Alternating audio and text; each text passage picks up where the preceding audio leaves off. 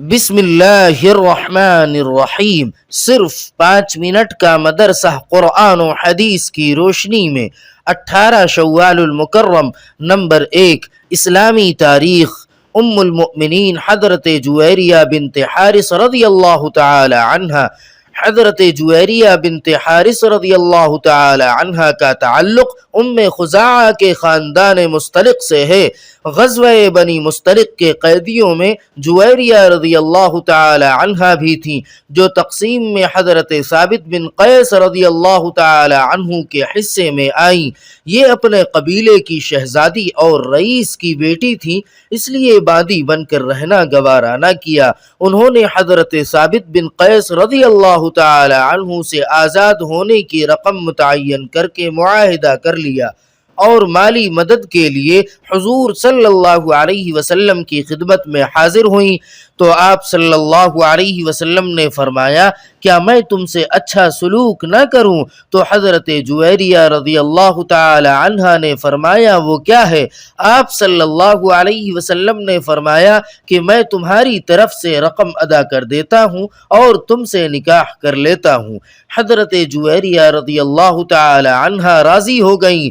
جب صحابہ کرام رضی اللہ عنہم کو اس بات کا علم ہوا کہ اس خاندان سے رسول اللہ صلی اللہ علیہ وسلم کا سسرالی رشتہ قائم ہو گیا، تو صحابہ کرام رضی اللہ عنہم نے احترام کی وجہ سے تقریباً 600 قیدیوں کو آزاد کر دیا۔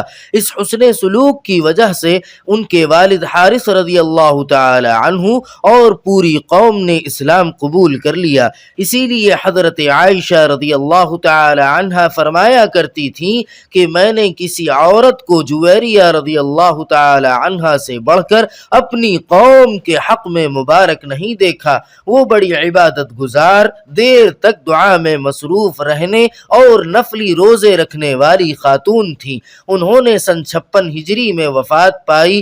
مدینے کے گورنر مروان بن حکم نے نماز جنازہ پڑھائی اور جنت البقیع میں دفن کی گئیں۔ نمبر 2 حضور صلی اللہ علیہ وسلم کا معجزہ، زخمی ہاتھ کا اچھا ہو جانا۔ ایک مرتبہ رسول اللہ صلی اللہ علیہ وسلم کھانا کھا رہے تھے، اتنے میں حضرت جرحد اسلمی رضی اللہ تعالی عنہ حاضر خدمت ہوئے۔ حضور صلی اللہ علیہ وسلم نے فرمایا، کھانا کھا لیجئے۔ حضرت جرحد رضی اللہ تعالی عنہ کے داہنے ہاتھ میں کچھ تکلیف تھی، لہذا انہوں نے اپنا بایاں ہاتھ بڑھایا تو رسول اللہ صلی اللہ علیہ وسلم نے فرمایا، داہنے ہاتھ سے کھاؤ۔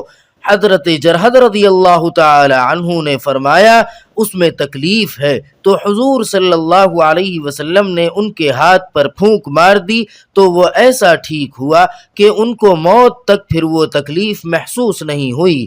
نمبر 3 ایک فرض کے بارے میں سامان کا عیب ظاہر کرنا۔ ایک مرتبہ رسول اللہ صلی اللہ علیہ وسلم غلے کے ایک ڈھیر کے پاس سے گزرے۔ آپ صلی اللہ علیہ وسلم نے اپنا مبارک ہاتھ اس ڈھیر کے اندر داخل کر دیا تو آپ صلی اللہ علیہ وسلم کی انگلیوں نے گیلا پن محسوس کیا۔ آپ صلی اللہ علیہ وسلم نے اس غلہ بیچنے والے سے فرمایا، تمہارے ڈھیر کے اندر یہ تری کیسی ہے؟ اس نے کہا، یا رسول اللہ، اس پر بارش کی بوندیں پڑ گئی تھیں۔ آپ صلی اللہ علیہ وسلم نے فرمایا، اس بھیگے ہوئے غلے کو تم نے اوپر کیوں نہیں رکھا تاکہ خریدنے والے اس کو دیکھ سکتے؟ سنو، جس نے دھوکہ دیا وہ ہم میں سے نہیں۔ خلاصہ، جو سامان بیچا جا رہا ہے اگر اس میں کوئی عیب ہو تو اس کو ظاہر کر دینا، یعنی خریدنے والے کو بتا دینا ضروری ہے۔ نمبر 4 ایک سنت کے بارے میں دنیا و آخرت کی کامیابی کے لیے دعا۔ رسول اللہ صلی اللہ علیہ وسلم کثرت سے یہ دعا فرماتے تھے، اللہم ربنا آتنا فی الدنیا حسنہ وفی الآخرۃ حسنہ وقنا عذاب النار۔ ترجمہ، اے ہمارے رب، ہمیں دنیا اور آخرت میں بھلائی عطا فرما اور دوزخ کے عذاب سے ہماری حفاظت فرما۔ نمبر 5 ایک اہم عمل کی فضیلت، مسواک کر کے نماز پڑھنا۔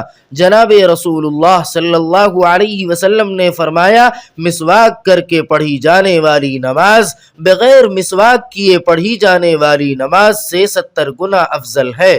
نمبر 6 ایک گناہ کے بارے میں قرآن کریم سننے سے روکنا۔ قرآن کریم میں اللہ تعالی فرماتا ہے، یہ کافر لوگ ایک دوسرے سے کہتے ہیں کہ اس قرآن کو مت سنا کرو اور اس کے دوران شور مچایا کرو، امید ہے کہ اس طرح تم غالب آ جاؤ گے۔ ان کافروں کو ہم سخت عذاب کا مزہ چکھائیں گے اور یقیناً ان کو ان برے اعمال کا بدلہ دیا جائے گا جو وہ کیا کرتے تھے۔ نمبر 7، دنیا کے بارے میں۔ دنیا کے مقابلے میں آخرت بہتر ہے۔ قرآن کریم میں اللہ تعالی فرماتا ہے، جو لوگ پرہیزگار ہیں جب ان سے پوچھا جاتا ہے کہ تمہارے رب نے کیا چیز نازل کی ہے تو جواب میں کہتے ہیں، بڑی خیر و برکت کی چیز نازل فرمائی ہے۔ جن لوگوں نے نیک اعمال کیے ان کے لیے اس دنیا میں بھی بھلائی ہے، اور بلا شبہ آخرت کا گھر تو دنیا کے مقابلے میں بہت ہی بہتر ہے، اور واقعی وہ پرہیزگار لوگوں کا بہت ہی اچھا گھر ہے۔ نمبر 8، آخرت کے بارے میں کافر کی بدحالی۔